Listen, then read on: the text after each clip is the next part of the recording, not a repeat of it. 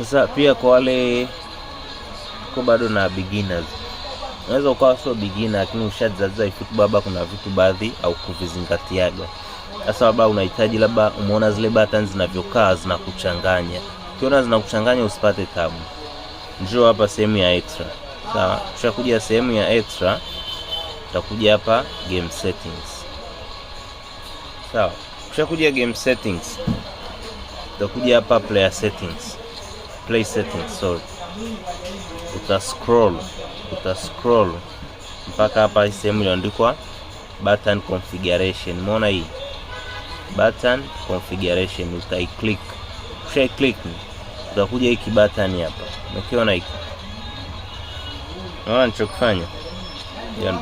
Umeona hiki kama jumlisha fulani, utakiclick. Ukisha-click una uwezo wa kuedit button zako vyovyote vile utakavyotaka.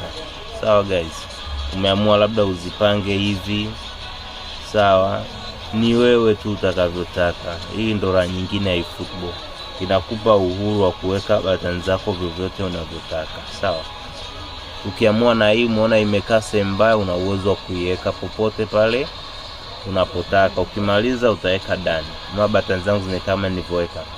Sawa, ukitaka kuzirudisha zikae normal utagusa hiki button hapa. Kwa ukishamaliza hapo utasave. Utapiga back. Kwa ukipiga back na button zako zitakuwa zimejisave. Sawa? Naendelea kabisa, na ukitaka basi uzibadilishe, labda hujazielewa hivi, ukitaka ubadilishe utakuja hiki dude hapa. Unaona hiki? Utakuja reset. Kisha reset zarudi kawaida. Then utapiga back.